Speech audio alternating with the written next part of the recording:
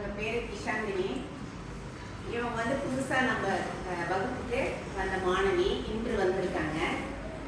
இவங்க கூட பிறந்தவங்க இன்னும் 2 பொண்ணுங்க இங்கே தான் படிக்கிறாங்க இல்லையா. இவங்க அம்மா வந்து இவங்க அப்பாவை விட்டு பிரிஞ்சுட்டாங்க, சேலத்தில் இருக்காங்க.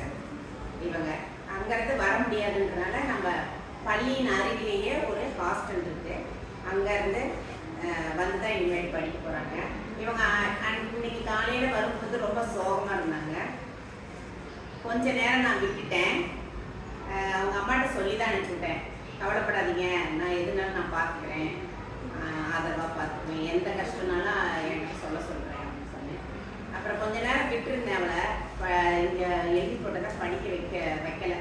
கொஞ்சம் தொந்தரவு பண்ணக்கூடாது குழந்தைய, ஏன்னா அம்மா விட்டு பிரிஞ்சுட்டா இல்லையா, அதனால் கொஞ்சம் தொந்தரவு பண்ணல. இப்போ அவளாக வந்து படிக்கிறியான்னு கேட்டேன், படிக்கிறேன்னு சொன்னான். அதனால் வந்து இப்போ படிக்க வைக்கலான்னு இருக்கேன். நீங்களும் பாருங்கள். நன்றி, வணக்கம்.